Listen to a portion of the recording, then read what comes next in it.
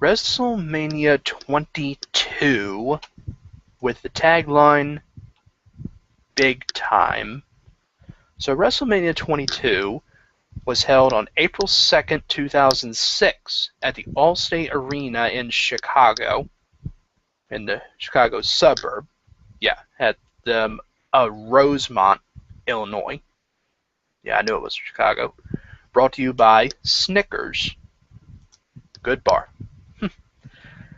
So let me just say that this one was pretty good, but in the end, in the main event, the wrong guy won.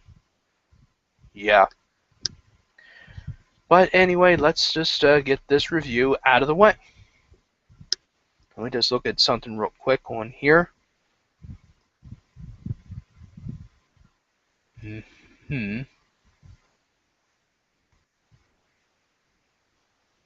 Alright, so let's move on. Let's begin, which was we had a dark match, which was an 18-man interpromotional battle royal, and surprisingly, Viscera, who we know as Big Daddy V and Mabel, rest in peace, won it by eliminating Snitsky. And after they wind up kissing Lillian Garcia. You remember back in the day when he was called the world's largest love machine?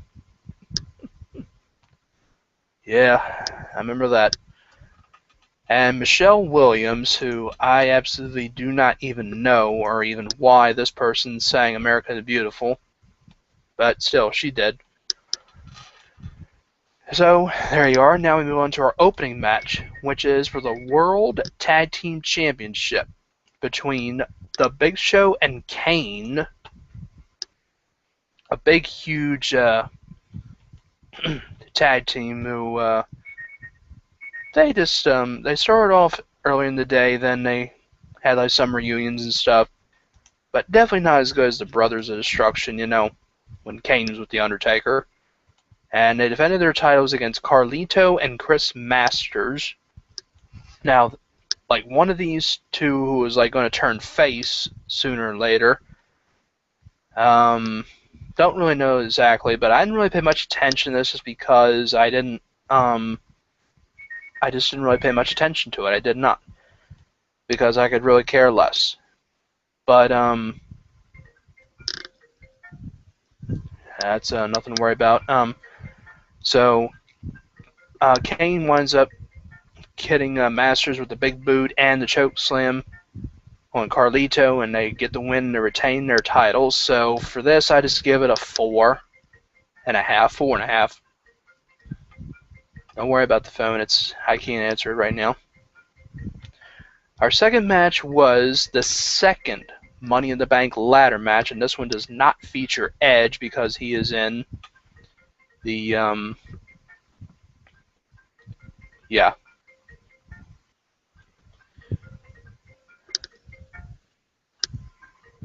Anyway, there we are.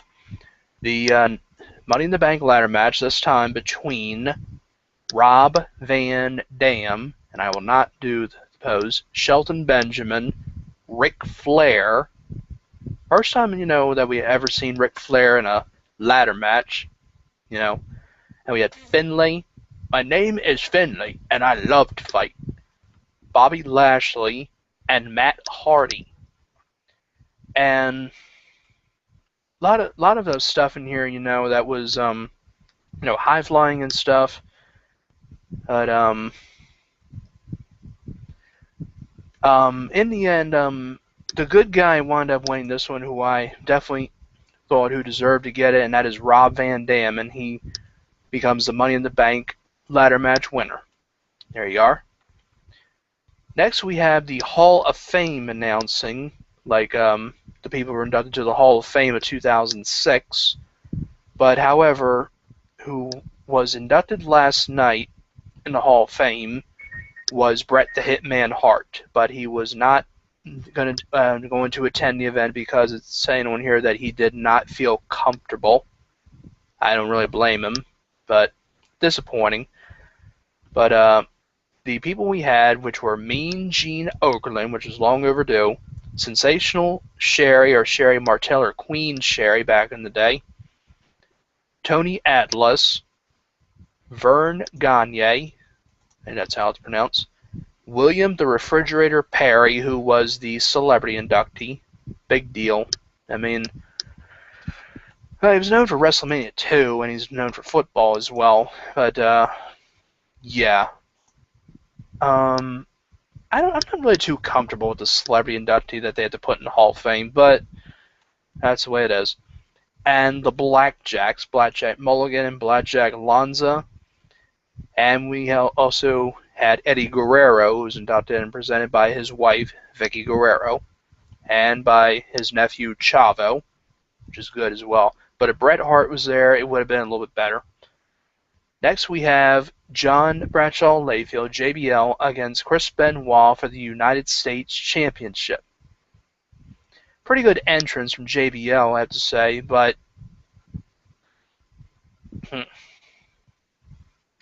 JBL just winds up getting the win, unfortunately, over Benoit by using the ropes, unfortunately, which was not good. Just he just used the ropes for leverage and got the pin, and he's the new champion. And I have to give this a 4, just because I don't particularly care when people have to do that. Well, next we'll move on to the next one, which is the hardcore match between Edge and Mick Foley.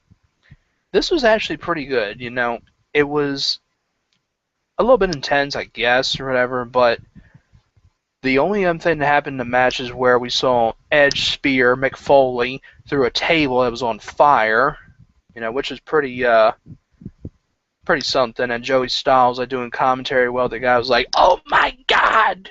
or whatever. But Edge still winds up picking up the win as well. But it still was a good match between these two. But I will have to give this a 7.5. Yeah. Next, now this one, this unfortunately was not all that great. I know people would agree as well, and it was a so-so. That is the handicap match between Booker T and his wife Sharmell, or Queen Sharmell, but it was Sharmell in that time before he became King Booker, against the Boogeyman. I'm the Boogeyman, and I'm coming to get you! Ha! Funny guy, but disgusting, with the worms that he had. But he just winds up getting a fallen choke bomb on Booker T and gets the win, and this match is probably going to get a 3 from me. Senseless. Next is the Divas match between Trish Stratus and Mickie James for the WWE Women's Championship. Now, Mickie James, she was pretty obsessed with Trish Stratus. I remember that she kissed her one time under the mistletoe, which was pretty hot to see. I thought it was cool. But Mickie winds up hitting her with a Mick kick, which knocked her out, and she becomes the new women's champion, which is kind of a surprise. I kind of thought Trish would retain, but she wound up losing. And I probably will give this a 4.5. Make it a 5. Just because it was, it was her first title, and I thought she was really great to see in the business. I wish she was still here. Now we move on to the next one, which is the casket match between the world's strongest man, Mark Henry, and The Undertaker. 13-0 at WrestleMania. So, Undertaker's entrance was pretty good. I kind of liked it a little bit better than last year, but, his WrestleMania 21 entrance was kind of quiet. Not like a whole lot of people were cheering and all that stuff. But it was still a good entrance. Mark Henry pretty much gets nothing from the crowd, just to throw that out. But The Undertaker winds up getting a tombstone pile driver on Mark Henry, like the first time ever somebody has ever tombstoned somebody over 400 pounds, something like that, and pushes him into the casket, and he wins, and he is 14-0 at WrestleMania. But we pretty much knew who was going to win this one. Unlike the one last year at WrestleMania, him against Orton. But we pretty much knew that The Undertaker was going to get this one. I definitely knew that, because if he lost to Mark Henry, this would probably go down as the worst WrestleMania match ever. So I'm just going to have to give it a 5 just because they could have gotten a better opponent than Mark Henry. So there you are. Next, now this one was a good match. This is the no holds barred match between Shawn Michaels and Vince McMahon. Now, this was good. Like I said, I did enjoy this.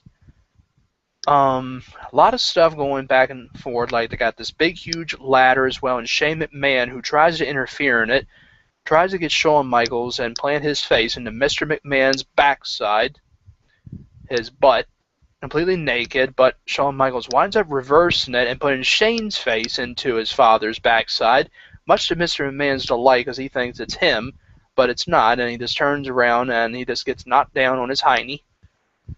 Then Shane McMahon winds up getting handcuffed later as well, while Shawn Michaels beats the living crap out of his father.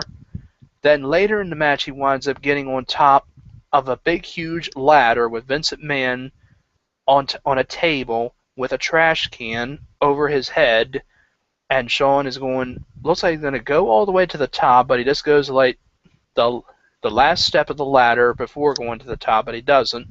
So he's on the ladder, and he does the DX suck it thing, which is good, and a big pop from the crowd, and does a huge elbow drop right on Vince McMahon, which was awesome, really was. So then he just winds up hitting him with the sweet chin music by saying some words to him and backs up and bam, right in his face and wins 1, 2, 3. And I have to give this one an 8.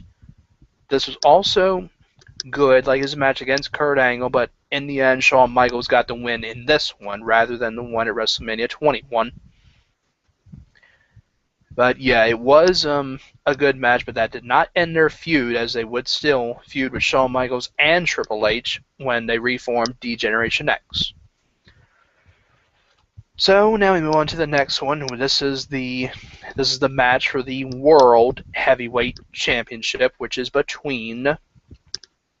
Just a sec. Let me just read something real quick. Okay, the World Heavyweight Championship match between Randy Orton, the winner of the 2006 Royal Rumble, Rey Mysterio. I should have said him first instead of Orton because Mysterio made his entrance first. Doesn't matter. Rey Mysterio and the World Heavyweight Champion Kurt Angle. And POD performed Rey Mysterio's entrance theme as well, which was okay, you know. I kind of like Rey Mysterio's theme that he used back in the day when he was debuting with WWE. You remember, who's that jumping out the sky? R-E-Y Mysterio. Here we go. Yeah, I used to like that one. But the one that uses, like, now, which is Booyaka or whatever, it's pretty much alright. I just like his old theme better. So, Rey Mysterio winds up getting the 619 and the West Coast Pop, and he is the new World Heavyweight Champion for the first time ever. And, of course, paying respect to Eddie Guerrero because the win was definitely for him. Yeah. And also celebrating with Vicky and Chavo, which is great, too. Definitely a good match and great ending, too, and I give this one a 7.5. Good match. Even though some people are not happy with the fact with Mysterio winning the championship and being like under 200 pounds and not a heavyweight, but still, you have to give him respect. You do.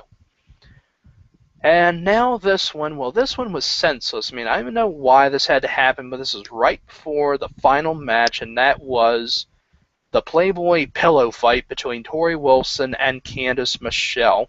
Tori Wilson just pulls her dress, Candice's dress, and pins her with a roll-up, and 1, 2, 3, match is finally over. I give this a 1, and now on to the last match, which is the main event for the WWE Championship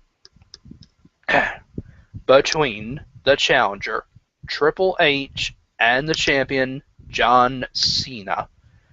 Now, both of these guys had some pretty good entrances, but still, I have to go with Triple H's entrance the best, because I thought it was really good. Triple H makes his entrance with the theme that's playing at first, and it is King of Kings by Motorhead, which is really good. He comes out from under something, and he's sitting on a throne with like a sledgehammer next to it, and he's got like things around him. It's like something like Conan the Barbarian or something like that, which is really cool. And he makes his entrance, and then they play the game, and pretty good pop from the crowd as well, but kind of a mixed reaction too, but more cheers and boos, definitely. And now it's time for John Cena's entrance, and already the fans are booing already. A lot of boos, but a mixed reaction too, but mostly boos, definitely, a lot. So, John Cena makes his is about to make his entrance, and it's a like Chicago era, what they call it, gangster thing. They're from the 1940s. This big car comes out of the bottom, and there's like these various people that are on the side of this car. One of them, who we would later find out was CM Punk, who you can definitely tell that it was definitely him because of the way that he looked, because he is featured on there. Then they're around the ring, and then John Cena's theme hits, and already they are booing him just like that. And he makes his entrance. He has like a hat on, a jacket like a gangster, and he has his belt around him, and he has a Tommy gun with him, and he fires some shots like into the sky, and they boo him still for doing that. But yeah, but definitely more cheers for Triple H, even though he was a heel in this. But a lot of cheers for him rather than for John Cena. And also some people said that Lillian Garcia kind of messed up John Cena's name by calling him Sean Cena, like Sean Cena. But she still called him John Cena. But as I said about this match, in the end, the wrong guy won the match. Like I said, it was John Cena, which he got Triple H to tap out to the STF. And yeah, like I said, the wrong guy definitely won the event. If Triple H would have won this, I definitely would have given this an 8.5. But because of Cena winning, I'm going to give this a 6.5. It definitely should have been Triple H. It really should have. Although they do rate this, these other people, they rate this an 8.5 out of 10. But I am not a fan of John Cena, and I just definitely think it would have been better if Triple H would have won. But out of the whole pay-per-view, for an out of 10 for this, I am going to give this... boy, let me see. Well, that Queen Sharmell and Booker T match against the Boogeyman was bad, and the Tori Wilson and Candice Michelle, which should have been earlier. I think I'm going to give this one, I'm going to give a 7.5. 7. Just leave it as a 7. It's tough to decide sometimes, but I'll give it a 7. But like I said, it was pretty good to watch. There was good matches, but still, I wish Triple H would have won the main event, but you can't win them all. That is the way it is. And there you are. So that's my review of WrestleMania 22, and I hope you all enjoy. Please like, comment, and subscribe. It is not a bad thing. It's a good thing, and I'll see you guys with more videos.